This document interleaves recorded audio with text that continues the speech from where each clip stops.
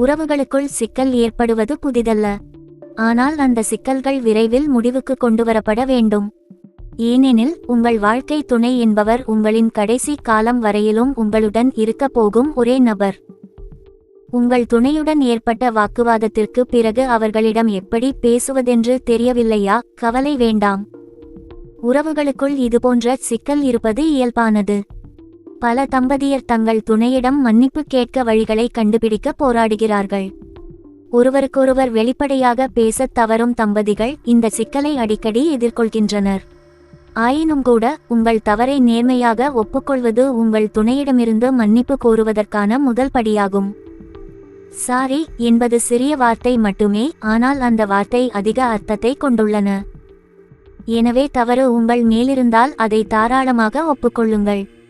மனித உறவுகளை பொறுத்தவரை ஒருவருக்கொருவர் ஆழமாகவும் வெறித்தனமாகவும் அன்பை பிறரிடம் கொண்டிருக்கும் போது சண்டை சச்சரவு என்பது எந்தவொரு உறவிலும் தவிர்க்க முடியாத பகுதியாகும்.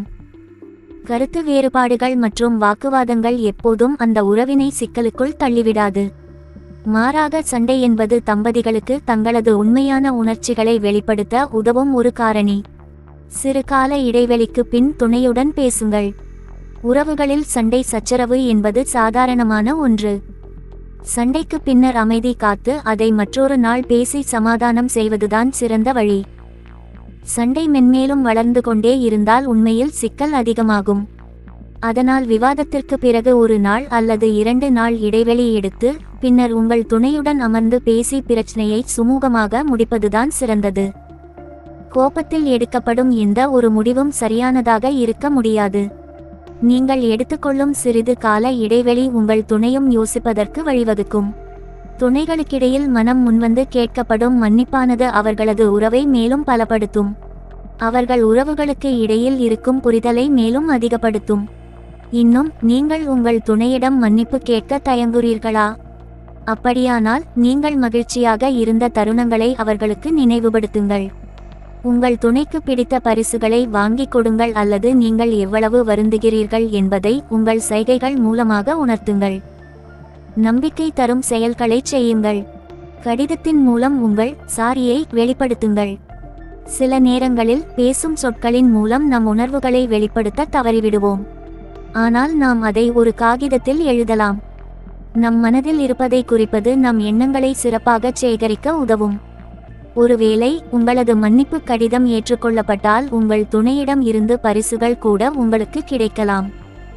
உங்கள் துணையுடன் சண்டைக்கு பின்னர் அவர்களை சாந்தப்படுத்தும் செயல்களை செய்வது முக்கியம். அவர்களுக்கு பிடித்த செயல்களை செய்யலாம். அவர்களை புதிய இடத்திற்கு அழைத்து செல்லலாம். அவர்களுக்கு பிடித்த பொருட்களை வாங்கியும் தரலாம். இன்னொன்று, மன்னிப்பு கேட்க தயங்குபவரிடம் இருந்து ஐ லவ் யூ என்ற வார்த்தையை கேட்ட பின்னர் உங்கள் துணை ஆச்சரியத்தில் உறைந்து போகலாம். சிக்கல்கள் அனைத்தும் சட்டென முடிவுக்கு கூட வந்துவிடலாம். பிறகு உங்கள் வாழ்க்கையை இனிமையாக தொடங்க இது ஒரு நல்ல தொடக்கமாக மாற வாய்ப்புகள் உண்டு. அனைத்து பிரச்சனைகளையும் தீர்ப்பதற்கான தீர்வுகளை நீங்கள்தான் கண்டுபிடிக்க வேண்டும். குறைகளை உணர்த்த வேண்டும் என்பதில் அவசரம் கூடாது. உறவுகளுக்குள் மூன்றாவது மனிதர்களால் சிக்கல் ஏற்படுவது வழக்கம். அப்படி பிரச்சனை ஏற்பட்டுவிட்டால் அதை சுமூகமாக தீர்ப்பதற்கான வழியை தேடாமல் மேன்மேலும் உங்கள் துணையை நீங்கள் தவறை ஏற்றுக்கொள்ளுமாறு கூறுவது சரியான செயல் அல்ல. உங்கள் துணை செய்த தவறை அவர்களுக்கு புரிய வைக்க முயற்சிப்பதை விட்டுவிடுவது நல்லது. வெறும் வாய்ச்சொல்லாக பழியை கூறினால் சிக்கல் அதிகமாகிவிடும். தவறை புரிந்து கொள்வதற்கான முயற்சியை நீங்களும் மேற்கொள்ள வேண்டும். தீர்வை கண்டறியாமல் பிரச்சனைகளை மேன்மேலும் வளர்க்க வேண்டாம்.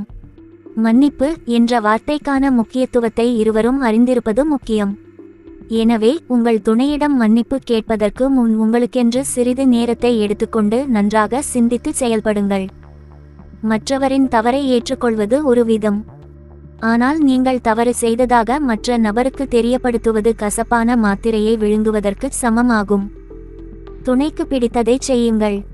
ஒரு வழியாக உங்கள் துணையுடனான சண்டை முடிந்த பிறகு அவரின் தவறை புரிய வைக்க முயற்சிக்கலாம். தவறு உங்கள் மீது இருந்தால் அந்த தவறை வெளிப்படையாக ஒப்புக்கொண்டு அந்த சண்டையின் சூட்டில் இருந்து வெளிவரலாம். பின்னர் உங்கள் துணைக்கு அவர்கள் விரும்பிய பொருட்களை பரிசளிப்பது, திரைப்படம் பார்க்கச் செல்வது, இருவரும் தனியாக ஹோட்டல்கள், பார்க்குகள், பீச் போன்ற இடங்களுக்கு சென்று மனதை இலகுவாக்க முயலுங்கள். உங்கள் துணைக்கு பிடித்ததைச் செய்தால் நிச்சயம் பிரச்சனை சுமூகமாக முடிந்துவிடும். நினைவில் கொள்ளுங்கள், அதற்காக அதிக நேரம் எடுத்துக்கொண்டு அவர்களது கோபத்தை மேலும் அதிகப்படுத்தி விடாதீர்கள்.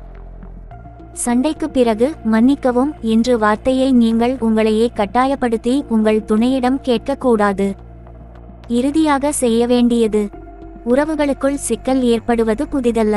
ஆனால் அந்த சிக்கல்கள் விரைவில் முடிவுக்கு கொண்டுவரப்பட வேண்டும். ஏனெனில் உங்கள் வாழ்க்கை துணை என்பவர் உங்களின் கடைசி காலம் வரையிலும் உங்களுடன் இருக்கப் போகும் ஒரே நபர். அவர் மட்டும்தான் என்ற எண்ணத்தை மனதில் கொண்டு உங்கள் துணையுடன் வெளிப்படையாகவும் உண்மையாகவும் பழகி வாழ்க்கையை வழிநடத்துவது மகிழ்ச்சி தரும். உங்கள் இருவருக்குமான அந்யோன்யத்தை எப்போதும் வளர்க்க முயற்சி செய்யுங்கள். பிரச்சனைகளை விரைவில் முடித்துவிட்டு பேசத் தொடங்குங்கள். வாழ்க்கை இனிமையாக இருக்கும்.